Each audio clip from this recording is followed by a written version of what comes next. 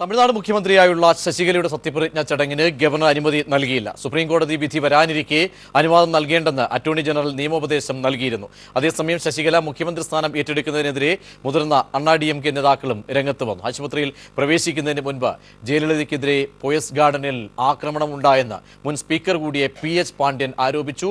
അതിനിടയിൽ DMK നേതാക്കൾ നാളെ പ്രധാനമന്ത്രിയുമായി കൂടിക്കാഴ്ച നടത്തുന്നുണ്ട്. ദീപയും ശശികലയ്ക്കെതിരെ ആരോപണവുമായി രംഗത്ത്.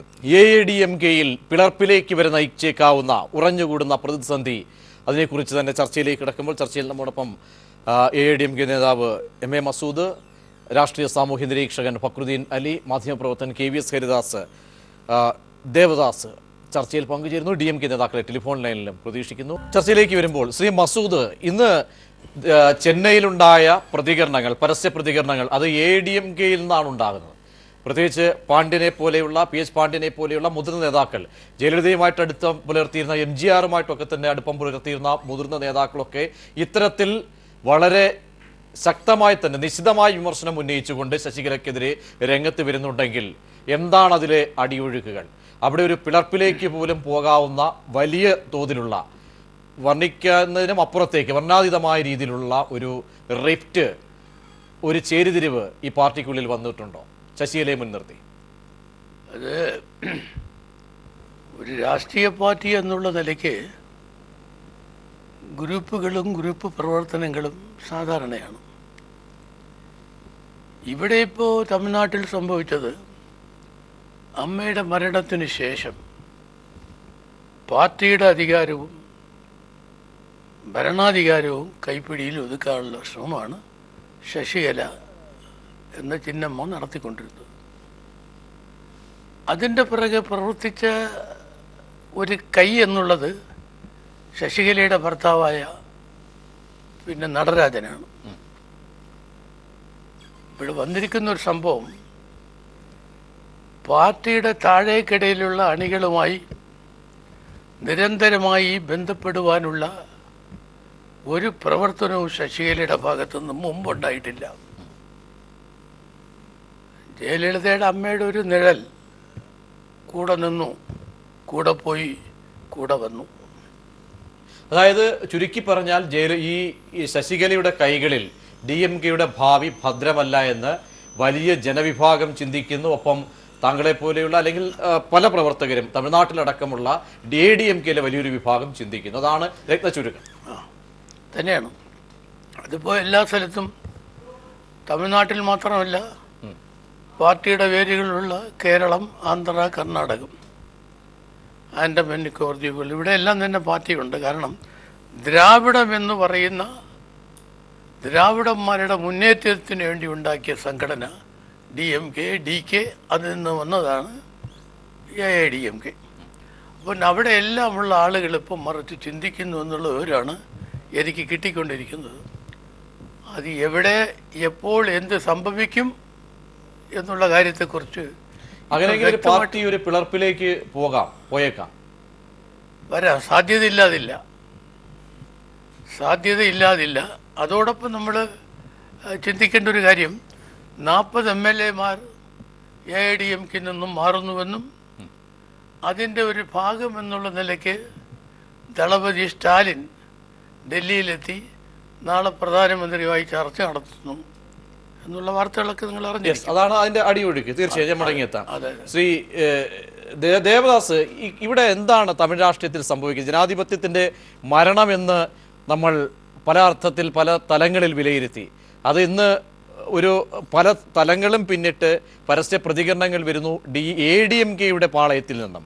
അവിടെ നിന്നാണ് ഈ പ്രതികരണങ്ങൾ പാണ്ഡ്യനെ പോലെയുള്ളവർ നടത്തുന്നത്. എങ്ങനെയാണ് AADMK രാഷ്ട്രീയത്തെ, തമിഴ് രാഷ്ട്രീയത്തെ നോക്കിക്കാണേണ്ടത്?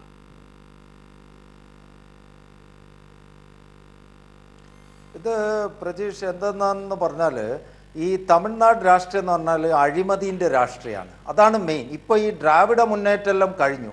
ഇപ്പം എന്ന് പറഞ്ഞാൽ വീതം വെക്കലാണ്. അത് DMK വന്നാലും AADMK വന്നാലും ഏത് പാർട്ടി വന്നാലും അവർക്ക് ഹ്യൂജ് മെജോറിറ്റി കൊടുത്ത് അവർ 5 വർഷം ഭരിക്കുമെന്നാണ് തമിഴ്നാട്ടിലെ ഏത് തരവും ഉള്ളത്. അതുകൊണ്ട് നിങ്ങളിപ്പം വിചാരിക്കും ഇനി ശശികലയല്ല വേലക്കാരിയല്ല, ഇനി ശശികലേൻ്റെ വേലക്കാരി വന്നാൽ ഇവർക്ക് പ്രശ്നമില്ല. എന്താ കാര്യം എന്നറിയാം, കൂടെ നിൽക്കുന്ന വീരപ്പന്മാർക്കും ബണ്ടി ജോസിനും കക്കണം. അപ്പോൾ ഈ 4 കൊല്ലമുണ്ട്, ഇനി ഇത് കഴിഞ്ഞാൽ ഇവർക്ക് ഈ ഭരണം കിട്ടൂല എന്നുള്ള കാര്യം ഉറപ്പാണ്. അപ്പോൾ ഇവർ ഈ ഭരണം വിട്ടിട്ട് കളിക്കൂല. ഇപ്പോൾ ഏറ്റവും ഇമ്പോർട്ടൻ്റ് ആയിട്ട് കൊലപാതകം നടന്നിരിക്കുന്നു, അതൊരു മിസ്റ്ററി ഡെത്താണ്, അത് അന്ന് ആദ്യ ദിവസം മുതലുണ്ട്. അപ്പോൾ ഈ ശശികല എത്രമാത്രം സ്റ്റേജ് മാനേജ്ഡ് ആയിട്ടാണ് ഒരു ബംപിങ് ഓഫ് നടത്തിയത് എന്ന് കൂടി വളരെ ആലോചിക്കണം. അത് പ്രീ ഇതും നോക്കണം, പോസ്റ്റ് ഡെത്ത് നോക്കിയാൽ ക്ലിയർ ആയിട്ട് അത് കേടും. ഈ തമിഴ്നാട് രാഷ്ട്രീയത്തിൽ കളിക്കുന്നതെന്ന് പറഞ്ഞാൽ ഇപ്പം എന്ന് പറഞ്ഞാൽ പാവിയായിട്ട് കളിക്കും. ഇതിപ്പോൾ എന്ന് പറഞ്ഞാൽ BJPൻ്റെ സെൻട്രൽ ഗവൺമെൻറ് കയ്യിലേക്ക് ഇട്ട് കൊടുക്കുന്ന ഒരു ഇത്. അവർക്ക് വേണ്ടത് ഇവിടെ ഒരു കലക്ക് വെള്ളമാണ്. അവർ മീൻ പിടിക്കാൻ മാക്സിമം നോക്കും ഇതിൽ. അതുകൊണ്ടാണ് ഈ ഒരു വോയിഡ് നോക്കിയാൽ ഇന്നിപ്പോൾ എനിക്ക് കയ്യില്ല എന്ന് പറഞ്ഞ ആളോടാണ് ഗവർണർ തന്നെ പറയുന്നത് നിങ്ങളെന്നാൽ നോക്കിക്കൊള്ളണമെന്ന് പനീർശെൽവത്തോട്. ഇതേ പനീർശെൽവമാണ് രാജിവെക്കാൻ വേണ്ടി രാജിക്കത്ത് കൊടുത്തപ്പോൾ ഈ ഗവർണറെ ബുദ്ധി എവിടെ പോയിന്?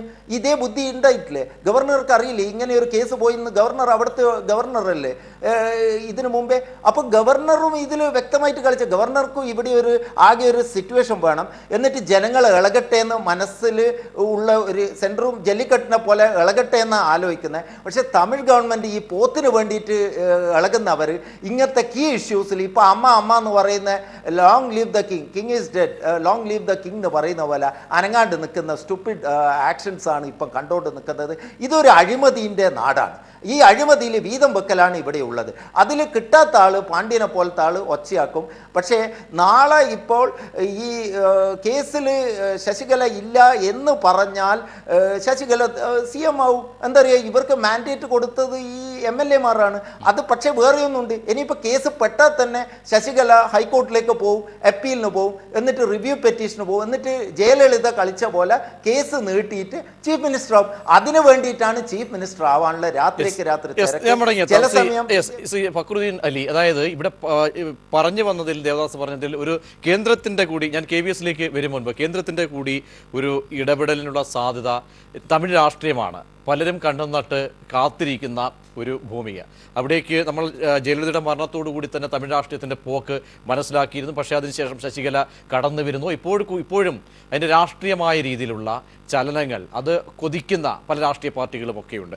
നാളെ സ്റ്റാലിൻ ദില്ലിയിലേക്ക് പോകുന്നു, പല സ്വപ്നങ്ങൾ, ദില്ലിയിലേക്ക് അദ്ദേഹം പോയി കഴിഞ്ഞിരിക്കുന്നു, നാളെ കൂടിക്കാഴ്ചകൾ പല രീതിയിൽ വരുന്നു. ഇതൊക്കെ നോക്കുമ്പോൾ ഞാൻ നേരത്തെ സൂചിപ്പിച്ചതുപോലെ അടിയൊഴുക്കുകൾ, ആ അടിയൊഴുക്കുകൾ എവിടെയായിരിക്കും നിർണായകമാവുക?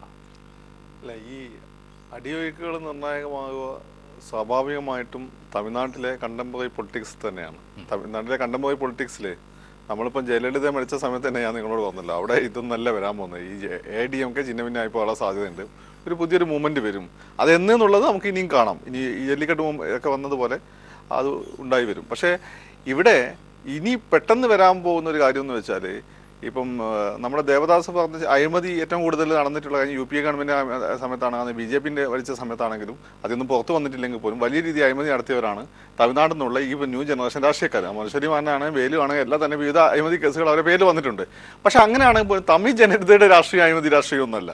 അവരുടെ തമിഴ് ജനതയുടെ രാഷ്ട്രീയത്തിന് അടിസ്ഥാനം ഒരു വൈകാരികതയാണ്, മലയാളിയുടെ ബുദ്ധിജീവിത്തരമാണ്. അത് സത്യമാണ്. ശ്രീനിവാസൻ പറഞ്ഞ എൻ്റെ ഒരു പോസ്റ്ററും ജേനിയും പറഞ്ഞിട്ടുണ്ട്, അത് സത്യമാണ്.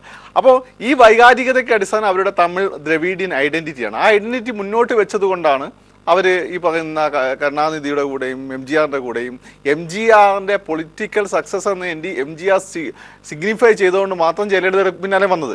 ഇവിടെ പനീർശെൽവത്തിനാണ് ആ ഒരു ഷീറ്റ് കിട്ടിയിരിക്കുന്നത്, ബാറ്റം കിട്ടിയിരിക്കുന്നത്. അത് ശശികല പിടിച്ചെടുക്കാൻ നോക്കുമ്പോൾ സ്വാഭാവികമായിട്ടും നമ്മളെപ്പോഴും പറയില്ല, പാർട്ടിയിൽ മോൾത്തട്ടിലുള്ള ആളുകൾക്ക് പലതും നഷ്ടപ്പെടാനുണ്ട്.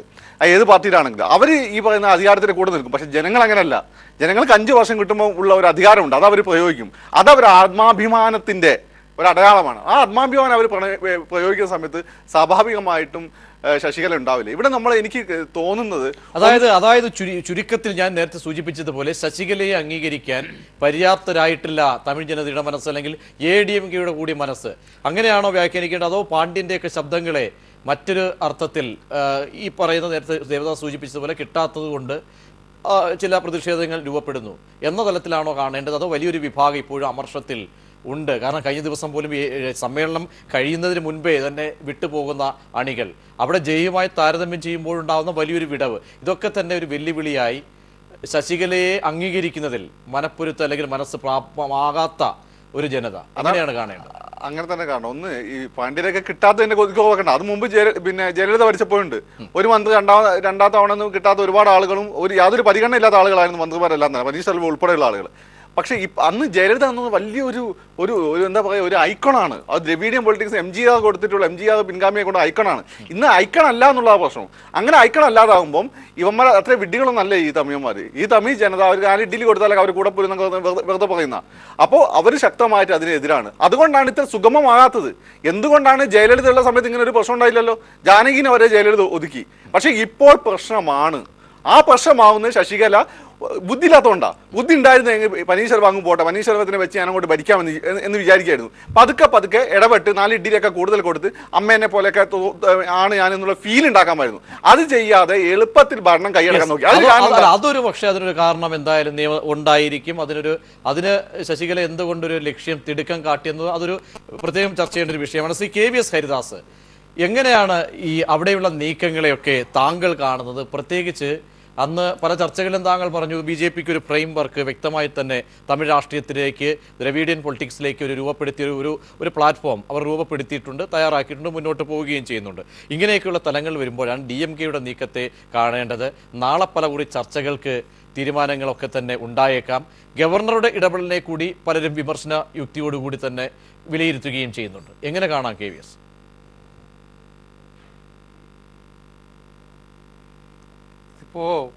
ഇപ്പോൾ ഉണ്ടായിട്ടുള്ളത് നമുക്ക് ഒറ്റ വാക്കിൽ പറഞ്ഞാൽ DMKയിലെ ആഭ്യന്തര പ്രശ്നം തന്നെയാണ്.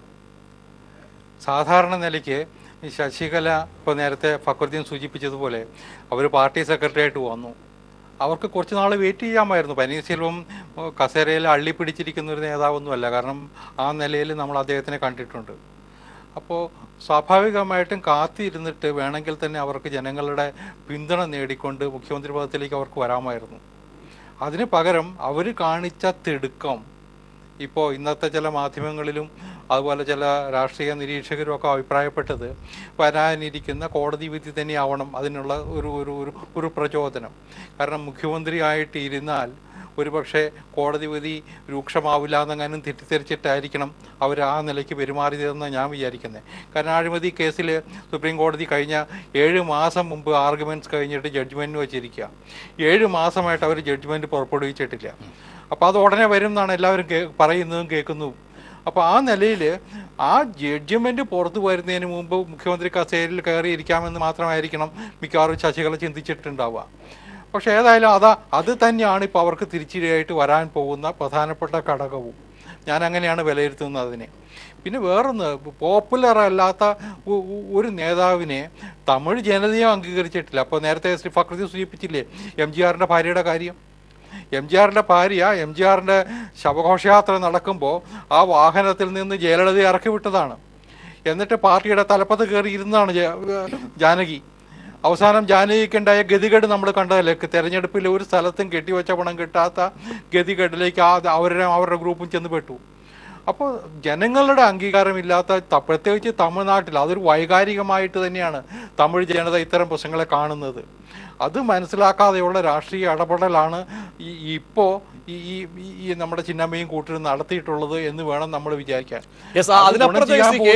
ആഭ്യന്തര പ്രശ്നമാണ്, സമ്മതിക്കുന്നു. പക്ഷേ അവിടെ കേന്ദ്രത്തിന് യാതൊരു ഇടപെടലും ഇല്ല.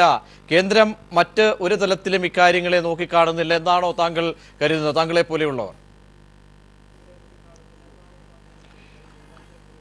ഞാൻ ഇപ്പോൾ അതിൽ 2 പ്രശ്നമുണ്ട് പ്രജീഷേ. ഇപ്പം എന്തുകൊണ്ടാണ് ഈ ചിന്നമ്മയെ നേതാവായിട്ട്, ശശികലയെ നേതാവായിട്ട് തിരഞ്ഞെടുത്തിട്ട് സത്യപ്രതിജ്ഞ ചെയ്യിക്കാത്തത് എന്ന് വേണമെങ്കിൽ അന്വേഷിക്കും. ഗവർണർ മഹാരാഷ്ട്രയുടെയും കൂടി മഹാരാഷ്ട്ര ഗവർണർക്കാണ് തമിഴ്നാട്ടിൻ്റെ ചുമതല. അദ്ദേഹം ചെന്നൈയിൽ വന്നിട്ടില്ല എന്നുള്ളതാണ് ഇപ്പോൾ പറയുന്ന കാരണം. പക്ഷെ അതിനിടയിൽ സുപ്രീം കോടതിയിൽ ഒരു ഹർജി വന്നിട്ടുണ്ട് ഇവരെ മുഖ്യമന്ത്രി ആക്കാൻ പാടില്ല എന്ന് പറഞ്ഞിട്ട്. എൻ്റെ വിശ്വാസം അത്തരത്തിലൊരു ഹർജി വന്ന സ്ഥിതിക്ക് അതുമേൽ എന്താണ് സുപ്രീം കോടതിയുടെ ഒബ്സർവേഷൻ ഉണ്ടാകുന്നത് എന്ന് കാത്തിരിക്കാനായിരിക്കണം ഗവർണർ വെച്ച് താമസിപ്പിക്കുന്നതെന്നാണ് എനിക്ക് തോന്നുന്നത്. മാത്രമല്ല ആ ഒരു പ്രശ്നത്തിൽ ഞാൻ ഇന്ന് മാധ്യമങ്ങളിൽ കണ്ടത് ഗവർണർ ഒരു ലീഗൽ ഒപ്പീനിയൻ തേടിയിട്ടുമുണ്ട്. അപ്പോൾ ഈ 2 കാര്യങ്ങൾ കണക്കിലെടുത്തുകൊണ്ടേ ഗവർണർക്ക് ഒരു പുതിയ മുഖ്യമന്ത്രിയെ ചുമതല ഏൽപ്പിക്കാൻ കഴിയുള്ളൂ. പനീർശെൽവം രാജിവെച്ചു, അദ്ദേഹത്തിൻ്റെ രാജി സ്വീകരിച്ചുവെങ്കിലും എന്താ പറയുക, ഒരു കെയർ ടേക്കർ ചീഫ് മിനിസ്റ്ററായിട്ട് അദ്ദേഹത്തിനോട് തുടരാൻ ആവശ്യപ്പെട്ടിട്ടുണ്ട്. അതുകൊണ്ട് സാധാരണ നിലയ്ക്ക് ഇപ്പോൾ തമിഴ്നാട്ടിൽ ഒരു ഭരണഘടനാ പ്രതിസന്ധിയോ ഇല്ല. കുറച്ച് ദിവസം കാത്തിരിക്കാം. അതിനിടയ്ക്ക് തന്നെയാണ് സുപ്രീം കോടതിയിൽ നിന്ന് വന്നു എന്ന് പറയുന്ന വിവരങ്ങൾ, അവർക്കെതിരായ അഴിമതി കേസിലെ ജഡ്ജ്മെൻറ്റും റെഡിയാണ് എന്നുള്ളത്. അപ്പോൾ ഇത് രണ്ടും ഗവർണർ കണക്കിലെടുത്തിട്ടുണ്ടാവാം. പിന്നെ ഉണ്ടാകാൻ പോകുന്ന രാഷ്ട്രീയ ഡെവലപ്മെൻറ്റ്, നമ്മളിപ്പോൾ കേൾക്കുന്ന പാണ്ഡ്യൻ്റെയും മറ്റുമുള്ള പരസ്യമായ അഭിപ്രായ പഠനങ്ങൾ ആ പാർട്ടിക്കുള്ളിൽ എത്രത്തോളം ഉണ്ട്, MLA-മാർക്കിടയിൽ എത്രത്തോളം രൂക്ഷമാണെന്നൊന്നും ഇപ്പോൾ പറയാൻ കഴിയില്ല. കാരണം 3-1 MLA-മാർ ഒരു പ്രത്യേക നിലപാടെടുത്താൽ മാത്രമേ ഈ ഗവൺമെൻറ് വീഴാൻ പോകുന്നുള്ളൂ. അങ്ങനെ വന്നാലേ ഒരു ഓൾട്ടർനേറ്റീവിനെ കുറിച്ച് അവിടെ ചിന്തിക്കാൻ പറ്റുള്ളൂ. ഈ 3-1 MLA-മാർ, ഏതാണ്ട് 40-45 MLA-മാർ ഒന്നിച്ച് ഈ ഇന്നത്തെ പാർട്ടി നേതൃത്വത്തിനായിട്ട് വരാൻ കഴിയുമോ? അതിന് പാകത്തിന് ഇതിനകത്തുള്ള ആഭ്യന്തര പ്രശ്നങ്ങൾ വളർന്നിട്ടുണ്ടോ? MLA-മാരിൽ അത്രമാത്രം സ്വാധീനം ഉണ്ടാക്കാൻ മറുപക്ഷത്തിന് കഴിഞ്ഞിട്ടുണ്ടോ? ഇതൊക്കെ നമ്മൾ കാത്തിരുന്ന് കാണേണ്ടതാണ്. ഒരു ദിവസം കൊണ്ടോ 2 ദിവസം കൊണ്ടോ അത് വ്യക്തമാവില്ല. തീർച്ചയായും ദേവദാസ്, അതായത് ഈ ഗവർണർ വിദ്യാസാഗർ റാവുവിന് വ്യക്തമായ നിയമോപദേശം ലഭിച്ചിട്ടുണ്ട്. പ്രത്യേകിച്ച് ഇവിടെ നോക്കുമ്പോൾ ഇനി കോടതിയിലേക്കാണ് കാര്യങ്ങൾ പോകുന്നതെങ്കിൽ അവിടെ ബംഗളൂരു കോടതി പല കണ്ടെത്തലുകളും നടത്തി, അതൊന്നും കാണാതെ പോയ ഹൈക്കോടതി ഇനി സുപ്രീം കോടതിയിലേക്ക് എത്തുമ്പോൾ നിയമതലത്തിൽ ഒരു അഭിഭാഷകൻ എന്ന നിലയിൽ കൂടി ഞാൻ താങ്കളോട് ചോദിക്കുകയാണ്, എന്തായിരിക്കും ഒരു പക്ഷേ സംഭവിക്കാൻ പോകുന്നത്? അതോ ഈ പറയുന്ന രീതിയിൽ ഹൈക്കോടതിയുടെ സ്വീകരിച്ച നിലപാടുകൾ തന്നെ ആയിരിക്കുമോ? കാരണം പല കണ്ടെത്തലുകളും കീഴ്ക്കോടതിയുടെ കാണാതെ പോയ ഹൈക്കോടതി, ഇതൊക്കെ ആയിരിക്കും ഒരു പക്ഷേ സുപ്രീം കോടതിയും സ്വീകരിക്കുക. അങ്ങനെ രണ്ടായാലും തമിഴ് രാഷ്ട്രീയത്തെ വലിയ രീതിയിൽ ബാധിക്കുമോ? താങ്കളുടെ നിരീക്ഷണം?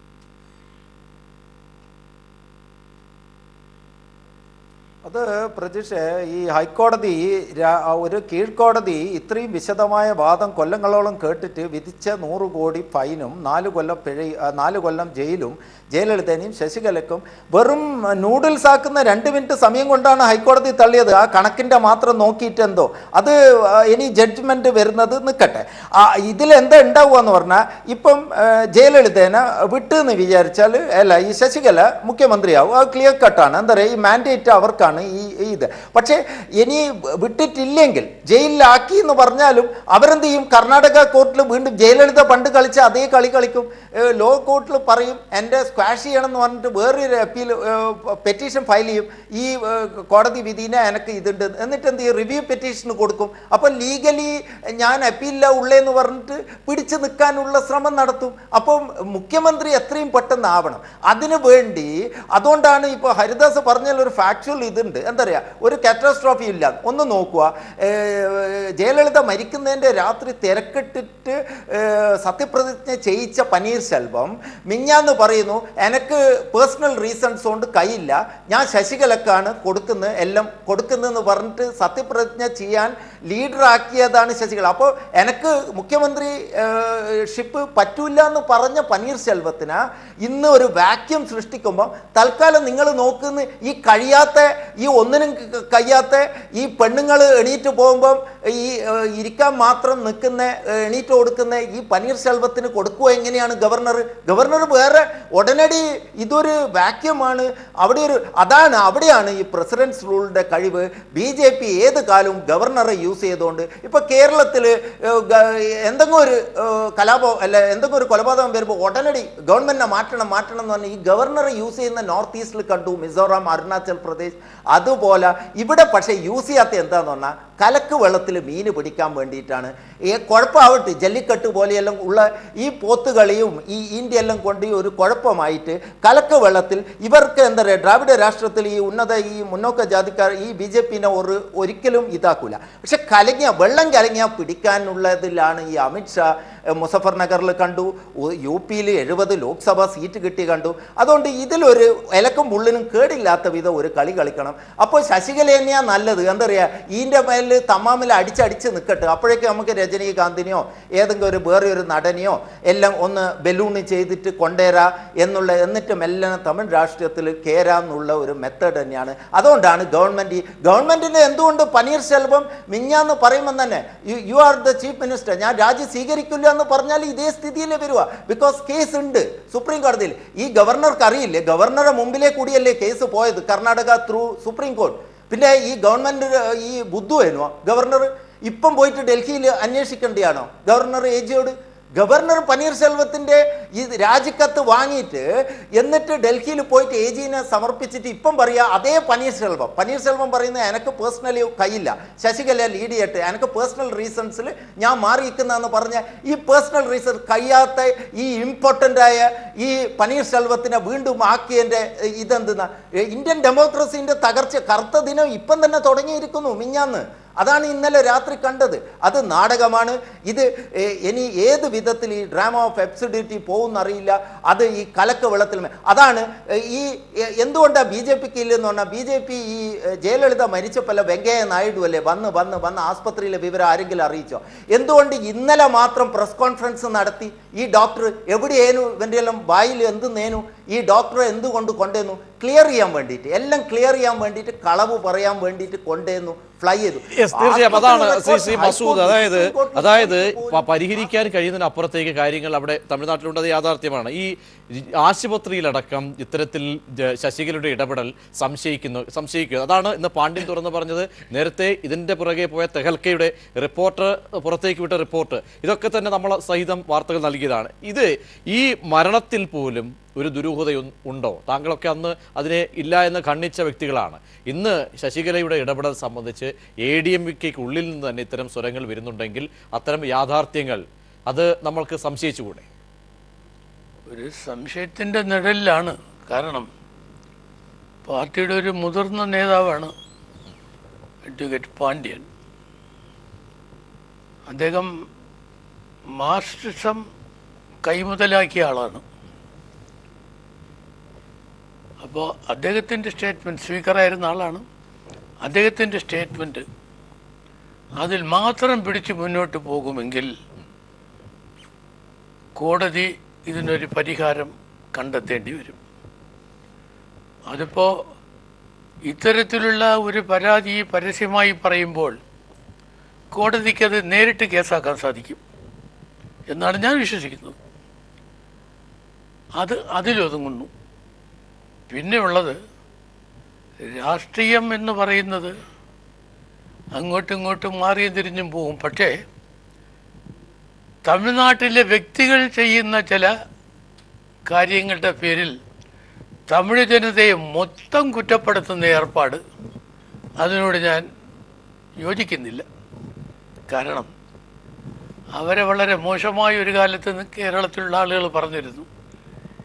ഇന്ന് അവരില്ലെങ്കിൽ കേരളത്തിലെ ജനതയ്ക്ക് ജീവിക്കാനൊക്കാത്ത അവസ്ഥ വന്നിരിക്കുന്നു. അത് വേറെ കാര്യം. ശ്രീ ഫക്രുദ്ദീൻ അലി, അതായത് ഇനി എന്താണ് ഒരു പക്ഷേ ഈ KVS സൂചിപ്പിച്ചതുപോലെ അവിടുത്തെ രാഷ്ട്രീയ അടിവൊഴുക്കുകളൊക്കെ തന്നെ കാത്തിരിക്കുന്ന, കാരണം DMKയുടെ അവിടെയുള്ള പ്രാധാന്യം എത്രത്തോളം വരുന്നു? 40 MLA മാർ കേട്ടുകേഴ്വനുസരിച്ചാണെങ്കിൽ ചില അഭിപ്രായ വ്യത്യാസങ്ങളുമായി നിലനിൽക്കുന്നു. അവിടെ DMK തുറക്കുന്ന തലത്തിൽ അവർക്ക് അവകാശപ്പെടാൻ കഴിയുന്ന തരത്തിലേക്ക് കാര്യങ്ങൾ ഏകോപിപ്പിക്കാൻ കഴിയുമോ? പ്രത്യേകിച്ച് സ്റ്റാലിനാണ് അവിടെ, കരുണാനിധി മാറി സ്റ്റാലിൻ്റെ നേതൃത്വത്തിലേക്ക് കാര്യങ്ങൾ വരുന്നു. അവിടെ DMKയുടെ ഒരു പ്രസക്തി എത്രത്തോളം? DMK സംബന്ധിച്ച് ദ്രവീഡിയൻ പാർട്ടി എന്നുള്ള ഒരു ഗുണമുണ്ട്. പിന്നെ സ്റ്റാലിനാണ് അടിയന്തരാവസ്ഥകാലത്ത് തല്ലൊക്കെ കൊണ്ടതിൻ്റെ ഒരു പിന്നെ ചരിത്രം കൂടി സ്റ്റാലിനുണ്ട്. ഇതൊക്കെ ആണെങ്കിൽ ഇടക്കാതെ സ്റ്റാലിനെ പറ്റി ചില കാര്യങ്ങൾ സ്റ്റാലിൻ അങ്ങനെ മൊത്തം എല്ലാവർക്കും DMKയിൽ ആക്സെപ്റ്റഡ് ആയിരുന്നില്ല. മൊത്തം സ്റ്റാലിൻ ഒതുക്കാൻ വേണ്ടി തന്നെ അയഗിരിനെ വളർത്തിക്കൊണ്ടുവരുന്നു, കനിമൊഴി എന്ന കവിത എഴുതിക്കൊണ്ടിരുന്ന ആളെ ഡൽഹിക്ക് പോകുന്ന ചീത്തപ്പേരുണ്ടാക്കുന്നു. ഇങ്ങനെയൊക്കെ പ്രശ്നങ്ങൾ അതിൻ്റെ നടുവ് സംഭവിച്ചിട്ടുണ്ട്. പക്ഷേ തൽക്കാലം ഏതായാലും സ്റ്റാലിനാണ് ഫോക്കൽ പോയിന്റിൽ നിൽക്കുന്നത്. പക്ഷേ സ്റ്റാലിൻ ഈ പറയുന്ന അണ്ണാ DMKയും DMK നമ്മളെ കേരളത്തിലുള്ള പോലെ രാഷ്ട്രീയ റിലേഷൻഷിപ്പ് അല്ല. അവിടെ വലിയൊരു ഫ്യൂഡ് ഇവർ തമ്മിലുണ്ട്. അപ്പോൾ ഈ 40 ആളുകളെ കൊണ്ടുവരുന്നുണ്ട്. ദ്രവീഡിയൻ പൊളിറ്റിക്സിന് ഒരു പ്രശ്നം വരാൻ പാടില്ല എന്നുള്ള ഫീലിൻ്റെ പുറത്ത് രാഷ്ട്രീയമായി തന്നെ ആയിരിക്കും സംഭവിച്ചിട്ടുണ്ടാവുക. അങ്ങനെ വരികയാണെങ്കിൽ അത് സ്റ്റാലിനെ സംബന്ധിച്ച് നേട്ടമാണ്. കാരണം എന്ന് വെച്ചാൽ ഈ അഞ്ഞൂറിൻ്റെ മോൻ കല്യാണം കഴിച്ച പോലുള്ള അവസ്ഥയാണത്. അപ്പം അങ്ങനെ സംഭവിക്കുകയാണെങ്കിൽ സ്റ്റാലിൻ്റെ ഒരു ശക്തി അവിടെ വർദ്ധിക്കും. സ്റ്റാലിൻ്റെ നേതൃത്വത്തിലുള്ള DMK അധികാരത്തിൽ വരാനുള്ള സാധ്യതയുണ്ട്. പക്ഷേ ഇതിലെല്ലാം കേന്ദ്രത്തിൻ്റെ നിലപാട് വളരെ നിർണായകമാണ്. അവിടെയാണ് ഞാൻ പറഞ്ഞത്, ഈ പറയുന്ന രീതിയിൽ ശ്രീ KVS ചില കാര്യങ്ങൾ പറയാതെ അദ്ദേഹം സൂചിപ്പിക്കുന്നുണ്ടെങ്കിലും അദ്ദേഹത്തിന് അറിയാൻ കാര്യങ്ങൾ എത്രത്തോളം അമിത്ഷാ അവിടെ, അല്ലെങ്കിൽ അമിത്ഷായുടെ നേതൃത്വത്തിൽ BJP ഈ സൗത്ത് ലക്ഷ്യമിട്ട് നടത്തുന്ന പദ്ധതികൾ അതിൻ്റെ ഭാഗമായിട്ട് കാത്തിരിക്കട്ടെ. അവിടെ ഒരു ഈ രണ്ട് അർത്ഥത്തിൽ കലക്കവെള്ളത്തിൽ മീൻ പിടിക്കുന്ന തരത്തിലേക്ക് ശ്രീ ദേവദാസ് സൂചിപ്പിച്ച അതേ വാചകമാണെങ്കിൽ BJPയുടെ മുന്നിലേക്കുള്ള ഈ ഒരു പദ്ധതികൾ എങ്ങനെയാണ്? നിങ്ങൾ കാണേണ്ട കാര്യം, അമിത്ഷായും അതുപോലെ തന്നെ മോഡിയും ഇവർ ഇന്ത്യ കണ്ട ഏറ്റവും മഹാത്മാഗാന്ധിജിക്ക് ശേഷം കണ്ട ഏറ്റവും വലിയ സ്ട്രാറ്റജിസ്റ്റുകളാണ്.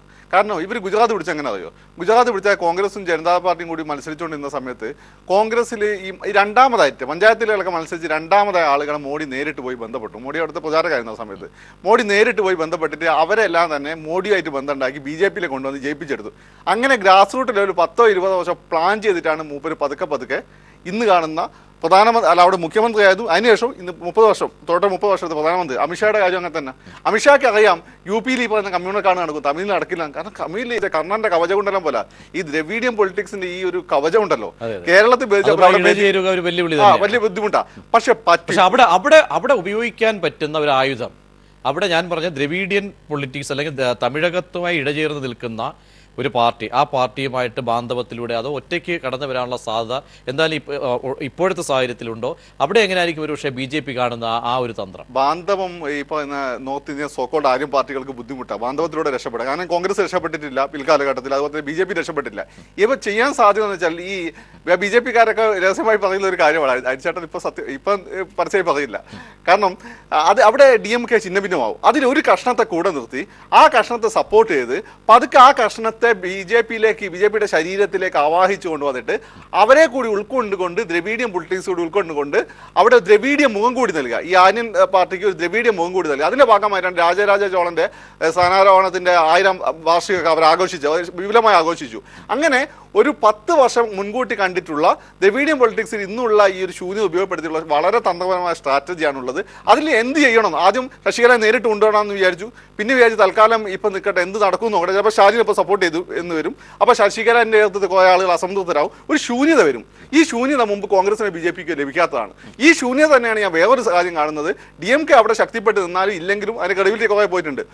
ആ വിജയുടെ കത്തി സിനിമയിലൊക്കെ ഉള്ള പോലെ ഒരു യങ് മൂവ്മെന്റ് അവിടെ വരും. യെസ്, അത് നേരത്തെ പല ചർച്ചകളിലും ഫക്രുദ്ദീൻ അലി സൂചിപ്പിക്കുന്ന ഒരു ഘടകമാണ്. DMK നേതാവ് ശ്രീ അമൃതം റെജി ടെലിഫോൺ ലൈനിൽ ചേരുന്നുണ്ട്.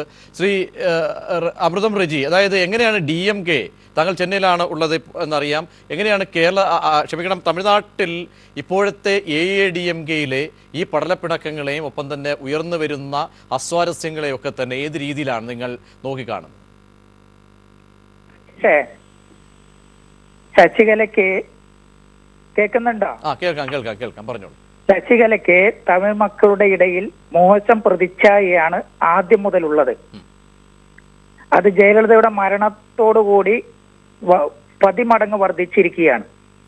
അതിലെ ദുരൂഹത വ്യക്തമായ രാഷ്ട്രീയ കാഴ്ചപ്പാടോ സാമൂഹിക കാര്യങ്ങൾ ഇടപെട്ട പരിചയമോ ഇല്ലാത്ത ശശികലയുടെ അവസ്ഥ വർദ്ധ കൊടുങ്കാറ്റ് വിഷയം വന്നപ്പോഴും ജല്ലിക്കെട്ട് വിഷയം വന്നപ്പോഴും നമ്മളെല്ലാം കണ്ടതാണ്. പ്രതികരണമില്ലായ്മ. അതുകൂടാതെ DMK വേദികളിൽ MGR-നെ പോലെയോ ശ്രീമതി ജയലളിതയെ പോലെയോ ആളുകളെ കൂട്ടുവാനോ ആകർഷിക്കുവാനോ ഉള്ള കഴിവ് അവർക്കില്ല എന്നുള്ളത് നമുക്കറിയാം. അത് വ്യക്തമാണ്. നിങ്ങൾ നാളെ ഡൽഹിയിലേക്ക് പോകുന്നു, നിങ്ങളുടെ നേതാവ് സ്റ്റാലിൻ ഡൽഹിയിലേക്ക് തിരിച്ചിരിക്കുന്നു. അവിടെ ഇനിയുള്ള തന്ത്രങ്ങൾ മെനയാനുള്ള നിങ്ങളുടെ 40 MLA-മാരൊക്കെ അസംതൃപ്തരായി നിൽക്കുന്നതായി വാർത്തകൾ വരുന്നു. ഒരു പദ്ധതിക്ക് രൂപം നൽകുകയാണോ? അല്ലല്ല, സ്റ്റാലിനെ ദളപതി സ്റ്റാലിനെ വിളിച്ചിട്ട് പോയോ ഇല്ലയോ എന്നുള്ളതല്ല ഇവിടുത്തെ ഒരു പ്രസക്തി. തമിഴ്നാട്ടിലെ ജനഹിതം തകർന്നിരിക്കുന്നു. ജനങ്ങളാൽ തെരഞ്ഞെടുക്കപ്പെട്ട ഗവൺമെന്റിന്റെ ഭരണസ്തംഭനമാണ് നമ്മൾ തമിഴ്നാട്ടിൽ എങ്ങും കണ്ടുകൊണ്ടിരിക്കുന്നത്. ജനാധിപത്യ തകരുന്ന കാഴ്ചയാണ് സംസ്ഥാനത്തെങ്ങും കണ്ടുകൊണ്ടിരിക്കുന്നത്. DMK-യിലെ നേതാവായ MGR മന്ത്രിസഭയിലെ സ്പീക്കറും ജയലളിതയുടെ വിശ്വസ്തനുമായിരുന്ന PH പാണ്ഡ്യൻ ഇന്ന് വാർത്താ സമ്മേളനത്തിൽ വ്യക്തമായി പറഞ്ഞിരിക്കുന്നു, മുഖ്യമന്ത്രിയായ ജയലളിതയെ ആസൂത്രിതമായി കൊന്നതാണ്, അത് ശശികല തന്നെ ആസൂത്രിതമായി കൊന്നതാണ് എന്ന് ഈ പറഞ്ഞത് നമ്മൾ വ്യക്തമായി കേട്ട് കഴിഞ്ഞിരിക്കുന്നു. ഇങ്ങനെ നിരവധി കാര്യങ്ങളുണ്ട്, നിരവധി പ്രശ്നങ്ങളുണ്ട് തമിഴ്നാട്ടിൽ.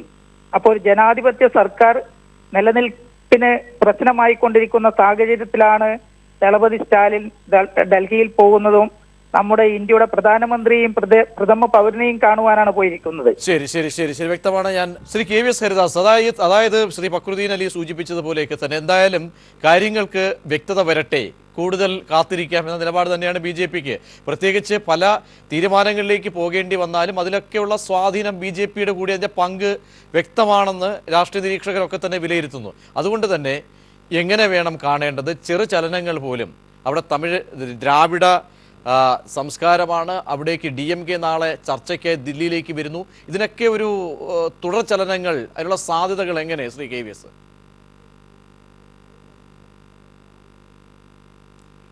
ഇപ്പോൾ നമ്മൾ തമിഴ്നാട്ടിനെ കുറിച്ച് ചിന്തിക്കുന്ന സമയത്ത് ഞാൻ BJP പക്ഷത്തു നിന്ന് നോക്കുന്ന ഒരാളെന്ന നിലയിൽ എനിക്ക് പറയാൻ പറ്റുന്നത്, ഒരു കാരണവശാലും ഈ തമിഴ് രാഷ്ട്രീയത്തിൽ ഒരു മുൻനിര സ്ഥാനം BJPക്ക് പെട്ടെന്നൊന്നും ആർജിക്കാൻ കരുതുന്ന ഒരാളല്ല ഞാൻ. എളുപ്പമല്ല, കാരണം അത് തമിഴ്നാടിൻ്റെ പൊളിറ്റിക്കൽ കൾച്ചർ അതാണ്. ഇപ്പോൾ നമ്മളൊരു വസ്തുതാപരമായിട്ട് വിലയിരുത്തുന്ന സമയത്ത് തമിഴ്നാട്ടിൽ നിന്ന് BJPക്ക് MP ഉണ്ട്, ഇപ്പോൾ ഒരു കേന്ദ്രമന്ത്രിയുണ്ട്, മുമ്പ് MLA മാരുണ്ടായിട്ടുണ്ട്, MP മാരുണ്ടായിട്ടുണ്ട്, ഇതൊക്കെ ശരിയാണ്. പക്ഷേ സംഘടനാ ദൃഷ്ടിയിൽ നോക്കുമ്പോൾ കേരളത്തെ അപേക്ഷിച്ച് പോലും വളരെ പിന്നിൽ നിൽക്കുന്ന ഒരു സംസ്ഥാനമാണ് തമിഴ്നാട്. അവിടെ നിന്ന് അവർക്ക് മുന്നോട്ട് പോകണമെങ്കിൽ ഒരുപാട് പ്രശ്നങ്ങളുണ്ട്. നമ്മൾ ഈ പറഞ്ഞ ഒരു ദ്രവീഡിയൻ കൾച്ചറിലേക്ക് മെർജ് ചെയ്യാൻ BJPക്ക് എത്രത്തോളം എളുപ്പമാണെന്നുള്ളത് നമ്മൾ വിലയിരുത്തേണ്ട ഒരു വിഷയം തന്നെയാണ്.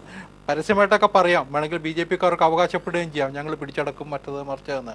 പക്ഷെ പ്രായോഗികമല്ല, എളുപ്പമല്ല എന്നുള്ളത് കാര്യം നമ്മൾ വിലയിരുത്തേണ്ട കാര്യം തന്നെയാണ്. രാഷ്ട്രീയ നിരീക്ഷകർ എന്ന നിലയിൽ അങ്ങനെ പറയാൻ കഴിയുള്ളൂ. പക്ഷെ അതേ സമയത്ത് തന്നെ തമിഴ്നാട് ബേസ്ഡ് ആയിട്ടുള്ള ഏതെങ്കിലും ഒരു കക്ഷിയുമായിട്ട് ചേർന്ന് നിന്ന് അവിടുത്തെ അധികാരത്തിൽ അല്ലെങ്കിൽ അവിടെ നിന്നുള്ള ജനങ്ങളുടെ പിന്തുണ ആർജിക്കാൻ കഴിയുമോ എന്നത് മാത്രമായിരിക്കണം BJP വിലയിരുത്തുന്നത്. അതിന് പറ്റുന്ന ഏറ്റവും നല്ല കക്ഷി എന്ന നിലയിലാണ് ജയലളിതയെ BJP കണ്ടിട്ടുള്ളത്. കാരണം ദേശീയ തലത്തിൽ BJP പ്രതിനിധാനം ചെയ്യുന്ന പല ആശയങ്ങളുമായിട്ടും വ്യക്തിപരമായിട്ട് യോജിച്ചിരുന്ന ഒരു നേതാവായിരുന്നു ജയലളിത. പല സന്ദർഭങ്ങളിലും അതെ. അയോധ്യ പ്രശ്നം മുതൽ നമ്മൾ ചിന്തിക്കേണ്ട ഒരു വിഷയമാണ്. അയോധ്യ പ്രശ്നം മുതൽ പല വിഷയങ്ങളിലും BJP എടുത്തിട്ടുള്ള നിലപാടുകൾക്കൊപ്പം നിൽക്കാൻ ജയലളിത തയ്യാറായിട്ടുണ്ട്. അത് നിസ്സാര കാര്യമല്ല. അതുപോലെ തന്നെ അവിടുത്തെ BJP വർഷങ്ങളായിട്ട് ഉന്നയിച്ചു വരുന്ന അവിടുത്തെ ക്ഷേത്രങ്ങളുടെ നവോത്ഥാനം, നവീകരണം പോലുള്ള പ്രശ്നങ്ങളിൽ ജയലളിത സ്വീകരിച്ച നിലപാടുകളൊക്കെ തന്നെ അവിടുത്തെ ഈ പറഞ്ഞ സംഘപരിവാർ ശക്തികൾക്ക് അനുകൂലമായിരുന്നു. പക്ഷെ അതുകൊണ്ടായില്ല ഇന്നത്തെ നിലയ്ക്ക് BJPക്കും ചിന്തിക്കാൻ കഴിയുക ഇതുപോലുള്ള ഒരു ദ്രാവിഡിയൻ പാർട്ടിയുടെ ഒപ്പം നിൽക്കുക എന്നത് മാത്രമാണ്. അതിന് പറ്റുന്ന കക്ഷി എന്ന നിലയിലാണ് ജയലളിതയെ കണ്ടിട്ടുള്ളത്. ഇപ്പോൾ അതിനകത്ത് വന്നിട്ടുള്ള പ്രതിസന്ധിക്ക് പരിഹാരം കാണാനായിട്ട് BJPക്ക് എത്രമാത്രം കഴിയുമെന്ന് എനിക്കറിയില്ല. കാരണം എത്രത്തോളം അതിനുള്ളിൽ സ്വാധീനം ചെലുത്താനായിട്ട് ഇപ്പോൾ BJPക്ക് കഴിയുമെന്ന് പറയാൻ കഴിയില്ല. പക്ഷെ ഒരു കാര്യം ഉറപ്പാണ്, അവിടെ ഒരു രാഷ്ട്രീയ അസ്ഥിരത ഉണ്ടാവാതിരിക്കാൻ വേണ്ടിയിട്ടുള്ള ശ്രമങ്ങൾ കേന്ദ്രം ഭരിക്കുന്ന പ്രസ്ഥാനം എന്ന നിലയിൽ BJP നോക്കേണ്ടതുണ്ട്. ഉത്തരവാദിത്വം കൂടിയാണ്. ഭരണകക്ഷി എന്ന നിലയിൽ മാത്രമല്ല, ഗവൺമെൻറ്റിൻ്റെ പ്രതിനിധി എന്ന നിലയിലും അവർക്ക് അതിനുള്ളൊരു ചുമതലയും ഉത്തരവാദിത്വവും ഉണ്ട്. അത് അവർക്ക് നിർവഹിച്ചേ പറ്റുള്ളൂ. അത് ഏത് വിധത്തിലായിരിക്കാം, എങ്ങനെയായിരിക്കാം എന്നൊന്നും ഇപ്പോൾ എനിക്ക് പറയാൻ കഴിയില്ല. പക്ഷെ സ്വാഭാവികമായിട്ടും അവിടെ ഒരു പൊളിറ്റിക്കൽ വാക്വം ഉണ്ടാകുന്നത് ഇന്നത്തെ നിലയ്ക്ക് തമിഴ്നാട് പോലുള്ള ഒരു പ്രധാനപ്പെട്ട സംസ്ഥാനത്തിൽ കാരണം ഒരു ഗവൺമെൻറ് അവിടെ ഉണ്ട്, ഒരു പാർട്ടിക്ക് വ്യക്തമായ ഭൂരിപക്ഷമുണ്ട്, അവരൊരു നേതാവിനെ തിരഞ്ഞെടുത്തിട്ടുണ്ട്. ഇതുവരെയുള്ള കാര്യങ്ങളിൽ ആശയക്കുഴപ്പത്തിന് കാര്യമില്ല. പക്ഷെ അവരുടെ ആഭ്യന്തര പ്രശ്നങ്ങളിൽ BJPക്ക് ഇടപെടാൻ കഴിയുമോ, അതെങ്ങനെ പരിഹരിക്കാൻ കഴിയും, അതിനകത്തൊരു സ്പ്ലിറ്റ് ഉണ്ടായാൽ BJP എന്ത് നിലപാട് സ്വീകരിക്കും, ഇതൊക്കെ കാത്തിരുന്ന് കാണേണ്ട കാര്യം തന്നെയാണ്. ഇപ്പം ഞാൻ ഒരു കാര്യം കൂടി സൂചിപ്പിക്കാം. ഈ സ്റ്റാലിൻ്റെ ഡൽഹി സന്ദർശനം, അതിൽ വ്യക്തമായ ചില രാഷ്ട്രീയം കാണേണ്ടിയിരിക്കുന്നു. കാരണം DMK എപ്പോഴും വ്യക്തമായിട്ട് രാഷ്ട്രീയം കളിക്കുന്ന അല്ലെങ്കിൽ രാഷ്ട്രീയ നിലപാടുകൾ സൂക്ഷിക്കുന്ന പാർട്ടിയാണ്. പലപ്പോഴും BJPയുമായിട്ട് ചേർന്ന് അവർ പഴയ വാജ്പേയി ഗവൺമെൻറ്റിലൊക്കെ ഒരു ഘടകകക്ഷിയായിട്ടുണ്ട്. അപ്പോൾ ആ തലത്തിൽ BJP നേതാക്കന്മാരുമായിട്ടൊക്കെ അവർക്ക് നല്ല ബന്ധങ്ങളുമുണ്ട്. അതും കണ്ടില്ലെന്നൊന്നും നടിക്കാൻ പറ്റില്ല. അപ്പോൾ ആ തലത്തിൽ പോലും സ്റ്റാലിൻ്റെ സന്ദർശനത്തിന് പ്രാധാന്യമുണ്ടോ ഇല്ലയോ എന്നുള്ളത് പറയേണ്ടത് DMKക്കാരാണ്. നമുക്ക് ഇവിടെ ഇന്നിട്ട് അതിനെക്കുറിച്ച് പ്രവചിക്കാൻ കഴിയില്ല. തീർച്ചയായും. ഞാൻ ശ്രീ ദേവദാസ്, അതായത് നാളത്തെ ദില്ലിയിലേക്കുള്ള DMKയുടെ സന്ദർശനത്തിന് അതിൻ്റെ രാഷ്ട്രീയ പ്രസക്തിയാണ് പറഞ്ഞത്. മുൻകാല ചരിത്രമൊക്കെ തന്നെ ഉണ്ട്, കൂട്ടുകക്ഷി ഭരണത്തിലെ പങ്കാളിത്തമൊക്കെ തന്നെ. അതുകൊണ്ട് തന്നെ ഇന്നത്തെ സാഹചര്യത്തിൽ ഈ ADMKയിലെ ഈ വിമത സ്വരത്തെ അതിനെ അടർത്തിയെടുക്കാൻ പര്യാപ്തമായ ഒരു സാഹചര്യമാണോ DMKക്ക് മുന്നിലുള്ളത്? അതിന് എത്രത്തോളം അതിനുള്ള സാധ്യതകൾ എങ്ങനെയാണ് ഇപ്പോഴത്തെ നിലയിൽ പറയാൻ കഴിയുക? മാത്രമല്ല, ഒരു സ്പ്ലിറ്റിലേക്ക് പോകുന്ന ഒരു തരത്തിലേക്ക് കാര്യങ്ങൾ എത്തിയിട്ടുണ്ട്. കാരണം MLA മാർ ഐക്യകണ്ഠേനയാണ് ഗവർണർക്ക് ഇക്കാര്യത്തിലുള്ള ഉറപ്പ് നൽകിയിരിക്കുന്നത്. അതിനുശേഷമുണ്ടാകുന്ന ഈ 40 MLA-മാരുടെ ഈ അഭിപ്രായ വ്യത്യാസങ്ങളൊക്കെ ഏത് രീതിയിൽ രൂപപ്പെട്ടേക്കാം?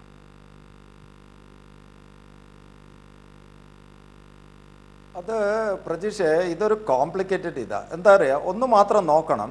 ഞങ്ങളെ ഒരു സഹകരണ ബാങ്കിൻ്റെ പ്രശ്നം വന്നപ്പോൾ ഞങ്ങളെ മുഖ്യമന്ത്രി ഡൽഹി പോയിട്ട് കാണാൻ നേരമില്ലാത്ത കക്കൂസിൽ പോയി ഒളിച്ച മോഡി ഇപ്പോൾ സ്റ്റാലിൻ അങ്ങ് വരുമ്പം പവർ സെൻട്രിക് ആകുമ്പോൾ കണ്ട എവിടെയും ഇല്ലാത്ത സമയം കണ്ടിട്ട് കാണാൻ സമയം കൊടുക്കുന്നത്, അതന്നെ ഒരു ഇത് നോക്കുക. പിന്നെ ഈ സ്റ്റാലിനെ വിശ്വസിക്കൂല. എന്താ പറയുക, സ്റ്റാലിനിൽ അങ്ങനെ അട്ടിമറിച്ചിട്ട് കയറിയാൽ അത് തമിഴ്നാട് ജനങ്ങൾ അത് തിരിച്ചടിക്കും. അതുകൊണ്ട് അത് ചെയ്യില്ല. BJP എന്ത് ചെയ്യുന്നു പറഞ്ഞാൽ, ഈ ഹരിദാസ് പറഞ്ഞാൽ അതാണ് ഫാക്ച്വൽ എറർ. എനക്ക് വയ്യാന്ന് പറഞ്ഞ പനീർശെൽവത്തിനെ വീണ്ടും നോക്കാൻ ഏൽപ്പിച്ച ഗവർണർ അപ്പോൾ വാക്യൂം ഓർ ക്രിയേറ്റ് ചെയ്തു. ഇന്ന് നമ്മൾ സംസാരിക്കുമ്പോൾ ഇപ്പോൾ വാക്യൂമാണ് അവിടെ ആ വാക്യൂമിൻ്റെ ഉള്ളിൽ ഞങ്ങളാണ് ഫിക്സ് ചെയ്യുന്നതെന്ന് വരുത്തും BJP. ശശികലേനെ കൊണ്ട് ഇവിടെ സ്റ്റേറ്റ് പൊളിറ്റിക്സിൽ ഓർക്ക് ഇപ്പോൾ അതിലൊരു താല്പര്യമില്ല. ഇപ്പോൾ ഒന്നും കോംപ്ലിക്കേറ്റഡിൽ ഓർ കൈയിടില്ല. പക്ഷെ അവർക്ക് രാജ്യസഭയിൽ ഭൂരിപക്ഷം കുറവാണ്. അത് ശശികലേനെ കൊണ്ട് ഇവരെ കൊണ്ട് ബാക്കപ്പ് ചെയ്യിക്കാനുള്ള വിദ്യ, അതിന് ഈ കൊലപാതകം നല്ലതാണ്. അങ്ങനെയാണ് നിങ്ങൾക്ക് ഓർമ്മയുണ്ടാവും, IPL സുനന്ദ പുഷ്കർ മരിച്ചപ്പോൾ ഈ ശശി തരൂറിൻ്റെ ഇതിൽ കൊലപാതകം എന്ന് പറഞ്ഞ് 3 കൊല്ലവും കേസെടുക്കാത്ത എന്താ? പിന്നെ ശശി തരൂറിനെ നിങ്ങൾ കാണുന്ന BJPക്ക് വേണ്ടി സ്വച്ഛ് ഭാരതിൻ്റെ ബ്രാൻഡ് അംബാസഡർ ചത്ത എലി വിഴിഞ്ഞത്തുനിന്ന് എടുക്കുന്നതാണ്. അതുപോലെ തട്ടിക്കളിക്കാൻ നല്ലൊരു വെന്യൂ കിട്ടിയിരിക്കുന്നു. അതുകൊണ്ട് CBI പേടിപ്പിച്ച് നിർത്തിയാൽ എല്ലാ കൊലപാതകത്തിൽ അറസ്റ്റ് ചെയ്യുന്നു പറഞ്ഞാൽ രാജ്യസഭയിൽ ബാക്കപ്പ് ചെയ്യും. ഇത് എനിക്ക് ഒന്നേ ഉള്ളൂ, ദീപ ജയകുമാർ എന്ന് പറയുന്ന ജയലളിതേൻ്റെ ബർത്ത്ഡേക്ക് ഫെബ്രുവരി 24 ഒരു പാർട്ടി ഫ്ലൗട്ട് ചെയ്യും. ദീപ ജയകുമാർ അവളുടെ മരുമോളാണ് ജയലളിതേൻ്റെ. അതിലാണ് ഒരു പ്രതീക്ഷ. അപ്പോഴാണ് ആരെങ്കിലും ബ്രേക്ക് ചെയ്ത് വന്ന ശേഷം DMK അതിന് വേണ്ടിയിട്ട് സപ്പോർട്ട് ചെയ്യും. ഇവരെ താഴെ ഇടാൻ വേണ്ടിയിട്ട് സപ്പോർട്ട് ചെയ്ത് തൽക്കാലം നിർത്താൻ. പക്ഷേ DMKക്ക് ഇപ്പോൾ വീക്ക്. എന്താ പറയുക, കരുണാനിധിൻ്റെ സ്ട്രാറ്റജി ഇല്ല. കരുണാനിധിക്ക് സുഖമില്ല. അതുകൊണ്ട് സ്റ്റാലിൻ എന്ന് പറഞ്ഞാൽ എന്താ പറയുക, സ്റ്റാലിൻ അനങ്ങാൻ തുടങ്ങുമ്പോൾ ഇപ്പോൾ മറ്റേ ക്രാബ് ഉണ്ട്, ഞണ്ടുണ്ട്, അഴഗിരി മധുര റീജിയണിലെ ടോപ്പ് ബോസാ, അവനിപ്പോൾ ഇറങ്ങും. ഈ പവർ സെൻട്രിക് എന്ന് പറഞ്ഞാൽ DMKയിലെ അഴഗിരി ഇപ്പോൾ ഇറങ്ങും. അഴഗിരി ഇങ്ങനെ നോക്കി, അഴഗിരി മധുര റീജിയണിലെ ഒരു ടോപ്പ് ഗ്രൗണ്ട് ലെവൽ കളിക്കുന്നവനാണ്. അപ്പോൾ അഴഗിരി ഇപ്പോൾ അനങ്ങാണ്ട് നിൽക്കുന്നതാണ്. പക്ഷെ കരുണാനിധിൻ്റെ ഇതുള്ളതുകൊണ്ട് മാത്രം അനങ്ങാണ്ട് നിൽക്കുന്നത്. അപ്പോൾ അതിൻ്റെ ഉള്ളിലും ഇത് വരും. അപ്പോൾ ഈ വാക്യൂം ക്രിയേറ്റ് ചെയ്യുന്ന സെൻട്രൽ ഗവൺമെൻറ്റാണ്. ഇന്നലെ ചെയ്ത വിഡ്ഢിത്തരം പേർപ്പസ്ഫുള്ളി ഗവർണർ ചെയ്തിയാണ്.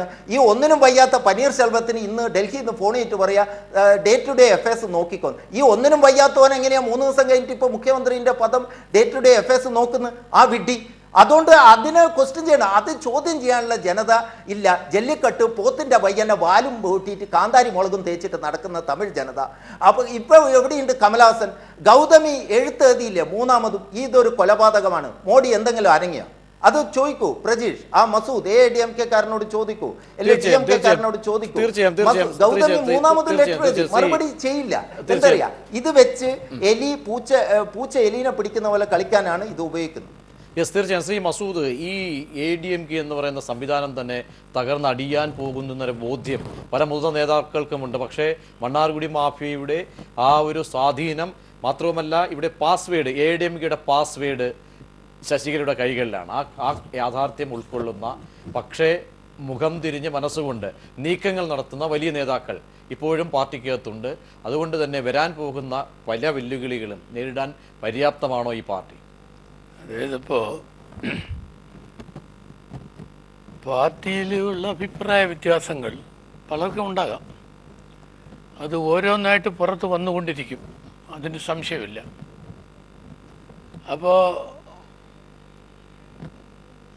അടുത്ത മാസം 24-ാം തീയതി അമ്മയുടെ ജന്മദിനത്തിൽ അന്ന് പോയസ് ഗാർഡനിൽ ഇടിച്ചു കയറും ദീപ. എനിക്ക് കിട്ടിയ വിവരമാണ്. അപ്പോൾ ആ ഇടിച്ചു കയറുന്നതിനെ ഇവർ തടസ്സപ്പെടുത്തുന്നതിൻ്റെ പേരിൽ 1-2 അടി ഈ സ്ത്രീക്ക് കിട്ടിയാൽ തമിഴ്നാട് രാഷ്ട്രീയത്തിൻ്റെ സ്വഭാവം മാറും. ദീപയ്ക്ക് എത്രത്തോളം സ്വാധീനം ഉറപ്പിക്കാൻ കഴിയുമോ ശ്രീ മസൂദ്? കാരണം ജയലളിത അമ്മയെ സ്നേഹിക്കുന്നവരുടെ ഒരു വലിയ വിഭാഗം ദീപയെ അംഗീകരിക്കുന്നുണ്ട്. ഇപ്പോൾ കാരണം ഇവരെയൊക്കെ തിരഞ്ഞെടുത്ത് ജനറൽ സെക്രട്ടറിയൊക്കെ ആക്കിയതെല്ലാം ജനറൽ കൗൺസിലുള്ള അംഗങ്ങളാണ്. താഴേക്കിടയിലുള്ള ജനങ്ങൾ അവർ 5 വർഷക്കാലം കൊടി പിടിച്ച് യാതന അനുഭവിച്ച് കൊണ്ട് നടക്കണം. ഇലക്ഷൻ വരുമ്പോൾ അസംബ്ലി ഇലക്ഷൻ വോട്ട് ചെയ്യണം. അവർ വോട്ട് ചെയ്ത് തിരഞ്ഞെടുത്ത ആളുകളാണ് ഈ കള്ളക്കളികളൊക്കെ നടത്തുന്നത്. ഒന്ന്, ദയവ് ചെയ്ത് എനിക്കൊരു കാര്യം പറയാനുണ്ട്. പന്നീർശെൽവം വിഡ്ഢിയല്ല, പന്നീർശെൽവം ബുദ്ധിമാനാണ്. പന്നീർശെൽവത്തിൻ്റെ പുറകിലാണ് BJP. അതിനി വരാൻ പോകുന്ന 2-3 ആഴ്ചക്കാലത്ത് നമ്മുടെ രാഷ്ട്രീയ തന്ത്രം മനസ്സിലാക്കുമ്പോൾ അത് വരും. എല്ലാവരെയും എല്ലാ നിലയിലും എല്ലാം അറിയാമെന്ന് വിചാരിക്കുന്നത് മണ്ടത്തരമാണല്ലോ. എന്തായാലും ഒരു കാര്യമുള്ളത്, ഇപ്പോൾ പിന്നെ കലഞ്ഞർ സുഖമില്ലാതെ കിടന്നെങ്കിലും അദ്ദേഹവുമായിട്ട് ബന്ധപ്പെട്ടുകൊണ്ടാണ് ദളപതി സ്റ്റാലിൻ കാര്യങ്ങൾ നിൽക്കുന്നത്. അപ്പോൾ അതിൻ്റെ ഒരു തെളിവെന്ന് പറഞ്ഞാൽ, ഒരു പുതിയ മന്ത്രിസഭ ഉണ്ടാക്കാൻ സ്റ്റാലിനോ ദ്രാവിഡ മുന്നേറ്റ ഘടകത്തിൻ്റെ നേതാക്കന്മാരോ ഇപ്പോൾ തയ്യാറാവില്ല. അവർക്കൊരു ആത്മവിശ്വാസമുണ്ട്. നാളെ അസംബ്ലി ഇലക്ഷൻ നടന്നാൽ ADMK തകരുമെന്നും DMK അധികാരത്തിൽ വരുമെന്നും. ആ ഒരു ഇപ്പോഴത്തെ സാഹചര്യത്തിൽ അങ്ങനെ മുതിരില്ല. ഇല്ലല്ല, മുതിരില്ലെന്നാണ് എൻ്റെ വിശ്വാസം. അതായത് അങ്ങനെ മുതിർന്നാൽ DMK എന്ന് പറയുന്ന ഈ ദ്രാവിഡ പ്രസ്ഥാനത്തിൻ്റെ തളർച്ച അനുഭവപ്പെടും എന്ന് ഞാൻ കാണുന്നു. ശ്രീ അമൃതം റെജി, എന്താണ് DMKയുടെ ഇനി അടുത്ത പദ്ധതി? ഈ തമിഴ് രാഷ്ട്രീയത്തിൽ നേരത്തെ ശ്രീ മസൂദ് സൂചിപ്പിച്ചതുപോലെ പെട്ടെന്നൊരു ഇടപെടൽ അല്ലെങ്കിൽ കാര്യങ്ങൾ രാഷ്ട്രീയ ലാഭമുണ്ടാക്കാൻ നോക്കില്ല എന്നാണോ? DMK ഒരു കേഡർ പാർട്ടിയാണ്. ബ്രാഞ്ച് തലം മുതൽ സംസ്ഥാന തലം വരെ വളരെ അച്ചടക്കമുള്ള പ്രവർത്തന സംവിധാനമാണ് അതിനുള്ളത്. അതിന്റെ ലീഡർമാരായ കലഞ്ചർ കരുണാനിധി ആയാലും ദളപതി സ്റ്റാലിനായാലും ജനറൽ സെക്രട്ടറി അൻപഴകനായാലും ദുരൈമുരുകനായാലും അങ്ങനെ ഒട്ടനവധി നേതാക്കന്മാർ അതിന്റെ നേതൃത്വ നിരയിലുണ്ട്. അതിനെക്കുറിച്ചൊക്കെ മോശമായ രീതിയിൽ പ്രതിപാദിക്കുന്നത് തന്നെ മലയാളികളുടെ ഒരു വേറിട്ട സംസ്കാരമാണെന്ന് ഈ അവസരത്തിൽ പറയേണ്ടിയിരിക്കുന്നു. ദളപതി സ്റ്റാലിൻ ഡൽഹിയിലോട്ട് പോയിരിക്കുന്നത് തമിഴ് നാട്ടിൽ അല്ലെങ്കിൽ തമിഴ് ജനഹിതപരമായിട്ടുള്ള കാര്യങ്ങൾ നടക്കാതെ ഇരിക്കുന്ന ഒരവസ്ഥയാണെന്നുള്ളത്. ഭരണസ്തംഭനമാണ് തമിഴ്നാട്ടിലുള്ളത്. ജനാധിപത്യ വ്യവസ്ഥ ശശികലയുടെ നേതൃത്വത്തിൽ അട്ടിമറിക്കപ്പെട്ടിരിക്കുന്നു. അങ്ങനെയുള്ള കുറെ കാര്യങ്ങളെ ഉൾക്കൊണ്ടുകൊണ്ടാണ് ഒരു കരുത്തുറ്റ പ്രതിപക്ഷ നേതാവ് എന്ന നിലയിൽ ദളപതി സ്റ്റാലിൻ വ്യക്തമാണ്. അതാണ്, അതായത് സംസ്ഥാനത്തെ രക്ഷാവസ്ഥ മനസ്സിലാക്കി ദില്ലിക്ക് പോകുന്നു. ശ്രീ ഫക്രുദ്ദീൻ അലി, ഇനിയിപ്പോൾ എന്തായാലും കോടതി വിധി നിർണായകമാകുകയോ അല്ലയോ ചെയ്തുകൊട്ടെ, എന്തുമായിക്കോട്ടെ, ശശികല ഇനി മുഖ്യമന്ത്രി പദത്തിലേക്ക് എത്തിയാൽ കൂടി തെരഞ്ഞെടുപ്പിന് മത്സരിക്കാൻ പോകുന്ന അല്ലെങ്കിൽ സാഹചര്യം വന്നേക്കാം. അവിടെ ദീപയുടെ പാർട്ടി നേരത്തെ സൂചിപ്പിച്ചതുപോലെ ദീപയ്ക്ക് ഈ പറയുന്ന രീതിയിലുള്ള സ്വാധീനം തമിഴർക്കിടയിൽ ചെലുത്താൻ കഴിയുമോ? അവിടെ ദീപ മുന്നിട്ട് നിർത്തുന്ന നീക്കങ്ങൾക്ക് പ്രാധാന്യമുണ്ടോ? അല്ല, ഇതിന്റെ പ്രശ്നം എന്ന് വെച്ചാൽ ദീപയ്ക്ക് അടി കിട്ടിയ സമയത്ത് ദീപ ഇനിയിപ്പോൾ ജയലളിത എങ്ങനെയാണോ മാധവി നിന്ന് കണ്ണകിയായി പരിണമിച്ചത് അടി കിട്ടിയ സമയത്ത്, അതുപോലെ പരിണമിക്കുമോ എന്ന് എനിക്ക് ഉറപ്പില്ല. കാരണം എന്ന് വെച്ചാൽ അവിടെ ജയലളിത അങ്ങനെ പരിണമിക്കാൻ കാരണം കൃത്യമായ ഇൻഡിക്കേറ്റർ കൊടുത്തിരുന്നു ഇദ്ദേഹം MGR, എനിക്ക് ശേഷം ഇവരാന്നുള്ള ഇൻഡിക്കേറ്റർ കൊടുത്തിരുന്നു. ആ സമയത്താണ് അവരെ ചവിട്ടി പുറത്തിടുന്നത്. ദീപ അങ്ങനെ നോവേർന്ന് വരുന്നത്. അതിനെക്കാളും നന്നായി ഒരുപക്ഷെ ജയലളിതയായിട്ട് നല്ല ബന്ധം ഉണ്ടായിരുന്നു എന്ന് പറയുന്നത് നമ്മുടെ തല അജിത്ത് വരുന്നത്. കാരണം അജിത്ത് കുറച്ച് ബന്ധം ഉണ്ടായിരുന്നു എന്ന് പറയപ്പെടുന്നുണ്ട്. ആ ഒരു ലെജിറ്റിമസി എങ്കിലും കിട്ടും. ആ ദീപനെ പറ്റി ഒരു ഇൻഡിക്കേറ്റർ ഞാൻ മനസ്സിലാക്കിയെടുത്തോളം ഒരു ഇൻഡിക്കേറ്ററും കൊടുത്തിട്ടില്ല. പക്ഷേ ഈ പറഞ്ഞ ചിന്നമ്മയെക്കാട്ടിലും ഭേദമാണ് ഇവരെന്നുള്ള തോന്നലിൽ നിന്ന് ഒരു സഹതാപ തരംഗം എല്ലാം ഉണ്ടാക്കി ഒരുപക്ഷെ ന്യൂ ജനറേഷൻ ഒന്ന് പിന്നെ ആവേശഭരിതരാക്കാൻ പറ്റുന്ന ചില സ്റ്റേറ്റ്മെന്റുകളൊക്കെ ആ ന്യൂ ജൻ മൂവ്മെന്റ് ഒരു പക്ഷേ ശ്രീ ഫക്രുദ്ദീൻ ദീപയിലൂടെ കാണാൻ കഴിയും. അത് ഒരു പക്ഷേ നമ്മൾ ചരിത്രത്തിൽ ഒരു ചെറിയ ശതമാനമെങ്കിലും എന്താ വെച്ചാൽ ചരിത്രം നമ്മൾ ഇങ്ങനെ കണ്ടിട്ടുണ്ട്. നമ്മൾ പുതിയ എന്താ വലിയ സംഭവം വരാനുള്ള എല്ലാ സാഹചര്യമുണ്ട്, പ്ലാറ്റ്ഫോം വേണോ? സാഹചര്യമുണ്ട്. നട്ടലുള്ള ഒരുത്തൻ വരുന്നില്ല. അപ്പോൾ ഉള്ളൊരുത്തനെ നേതാവാക്കിയിട്ട് ജനം അതിന്റെ പിന്നെ ആശ്വാസം കണ്ടെത്തി നമ്മൾ ചരിത്രത്തിൽ കണ്ടിട്ടുണ്ട്. അതിനൊരു ചെറിയ സാധ്യത ഞാൻ കാണുന്നുണ്ട്. പക്ഷേ still I am awful about a movement which is going to be led by somebody like a organic intellectual, ഒരു ഓർഗാനിക് ഇന്റലക്ച്വൽ ആയിട്ടുള്ള ഒരാൾ നയിക്കുന്ന ഒരു മൂവ്മെന്റ് അവിടെ വരാനുള്ള സാധ്യത ഇപ്പോൾ ഞാൻ തള്ളിക്കളയുന്നില്ല. അതിനാണ് ഞാൻ സാധ്യത കൊടുക്കുന്നത്. കാരണം ഈ രണ്ട് ദ്രാവിഡ പാർട്ടികളോടും ജനങ്ങൾക്ക് ശക്തമായ എതിർപ്പുണ്ട്. കാരണം മുരശലിമാരനും അയാളുടെ മകൻ മറ്റേ മാരന്മാരൊക്കെ നമുക്കറിയാലോ. അത് ദ്രവീഡിയൻ കക്ഷി രാഷ്ട്രീയത്തിന്റെ ഒരു ഇന്റഗ്രിറ്റി തന്നെ ചോദ്യം ചെയ്യപ്പെടുന്ന രീതിയിലേക്ക് മാറിയിട്ടുണ്ട്. പക്ഷേ വരണം ഒരാൾ, ആ ജനത ഒരു നേതാവിനെ കാത്തിരിക്കുകയാണ്. നല്ല ഇന്റഗ്രിറ്റി ഉള്ള ധാർമ്മികമായ ഉന്നത നിലവാരം പുലർത്തുന്ന നേതാവ്. ഹരിദാസ് ഏട്ടനെ പോലെയൊക്കെയുള്ള അത്ര പ്രായ പ്രായമില്ല, നല്ലൊരു ചെറുപ്പക്കാരൻ വന്നാൽ രക്ഷപ്പെടാൻ സാധ്യതയുണ്ട്. Shri K V S Haridas, അതായത് ഈ തമിഴ് രാഷ്ട്രീയമാണ് നേരത്തെ പറഞ്ഞ നമ്മൾ കണ്ട ജല്ലിക്കെട്ടിലെ കണ്ട ഒരു മൂവ്മെന്റ്, അത് രാഷ്ട്രീയത്തിനും അപ്പുറമായിരുന്നു. ഇങ്ങനെ അരക്ഷിതരായ വിഭാഗങ്ങൾ ഉണ്ട്. ഞാൻ നേരത്തെ സൂചിപ്പിച്ചതുപോലെ നിയമതലത്തിൽ പല മുന്നോട്ട് പോക്കുകളുമുണ്ട്. അത് ജയലളിത മരണമായാൽ കൂടി, സ്വത്ത് സമ്പാദനമായാൽ കൂടിയൊക്കെ തന്നെ നിയമതലത്തിലുള്ള ചില ഇമ്പാക്ട്സ് ഒക്കെ വന്നേക്കാം. അതിന് അപ്പുറത്തേക്ക് നോക്കിക്കഴിഞ്ഞാൽ തമിഴ് ജനതയിലെ വലിയൊരു വികാരം, മുറിവേറ്റ ഒരു വിഭാഗമുണ്ട്. ശശികലയെ മനസ്സാൽ അംഗീകരിക്കാൻ കഴിയാത്ത, പാകമാകാത്ത വലിയൊരു ജനവിഭാഗമുണ്ട്. ഇത്തരം ജനവിഭാഗത്തിൻ്റെ ആ നീക്കം അല്ലെങ്കിൽ അവർ നൽകുന്ന പിന്തുണ എത്രത്തോളമായിരിക്കും, അവിടെയൊക്കെയാണ് പല രാഷ്ട്രീയ പാർട്ടികളും കണ്ണും തട്ട് നിൽക്കുകയും ചെയ്യുന്നത്. അത് ഫക്രുദ്ദീൻ അലി സൂചിപ്പിച്ചതുപോലെയൊക്കെ തന്നെ പല മൂവ്മെൻറ്റിനുള്ള സാധ്യതകൾ, പ്രത്യേകിച്ച് തമിഴ് രാഷ്ട്രീയമാണ്, സിനിമയായിട്ടൊക്കെ തന്നെ ഇഴചേർന്ന് നിൽക്കുന്ന രാഷ്ട്രീയം, അതിനൊക്കെയുള്ള തലങ്ങൾ ഇനിയുമുണ്ടോ? തമിഴ്നാട്ടിൽ നല്ല നേതാക്കന്മാർ അനവധിയില്ലേ, വൈക്കോനെ പോലെ ഉള്ള സംഘടനാ പാടവമുള്ള ജനങ്ങളുടെ വികാരം കൈയടക്കാൻ പറ്റുന്ന നല്ല പ്രാസംഗികരായിട്ടുള്ള നേതാക്കന്മാർ, വിജയകാന്തിനെ പോലുള്ള സിനിമാ താരങ്ങൾ വന്നിട്ട് മുന്നോട്ട് പോകാൻ പറ്റിയിട്ടുണ്ടോ? വൈക്കോ ഇന്നും ഇപ്പോഴും തമിഴ്നാട്ടിലെ ഒരു മൂലയ്ക്കുള്ള 1-2 ജില്ലകളിൽ മാത്രം എന്തെങ്കിലും ചെയ്യാൻ പറ്റിയൊരു നേതാവായിട്ട് നിൽക്കുകയല്ലേ ചെയ്യുന്നേ. അതുപോലെ ഒരു പുതിയ രാഷ്ട്രീയ പ്രസ്ഥാനവുമായിട്ട് ഇപ്പോൾ ജയലളിതയുടെയും മരുമകളൊക്കെ വന്നു എന്ന് പറഞ്ഞാൽ, തമിഴ്നാട് ഒരു വലിയ സംസ്ഥാനമാണ്. അവിടെ മുഴുവൻ ഓടി നടന്ന് സംഘടന സംഘടിപ്പിക്കുക എന്നുള്ളത്, കാരണം DMKക്ക് ഇപ്പോൾ കേരളത്തിൽ CPMനുള്ള പോലുള്ളൊരു സംഘടനാ അടിത്തറയുള്ള പാർട്ടിയാണ് DMK. അവിടെ അണ്ണാ DMK ഒരു കോൺഗ്രസിനെ പോലെ അല്ലെങ്കിൽ അതുപോലുള്ളൊരു മാസീവ് ഓർഗനൈസേഷനാണ്, മാസസിനെ കൂടെ നിർത്തുന്ന സംഘടനയാണ്. ആ രണ്ട് വ്യത്യാസം നമ്മളിവിടെ കാണണം. ഇതിനെയൊക്കെ മറികടക്കാൻ പാകത്തിൻ്റെ ഒരു സംഘടന കെട്ടിപ്പടുക്കാൻ എളുപ്പമല്ല തമിഴ്നാട്ടിൽ. അതിന് പാകത്തിനുള്ള ഒരു ലീഡർഷിപ്പ്, ഒരു പോപ്പുലർ ലീഡർ വരികയാണെങ്കിൽ ഇറ്റ്സ് ഓക്കെ.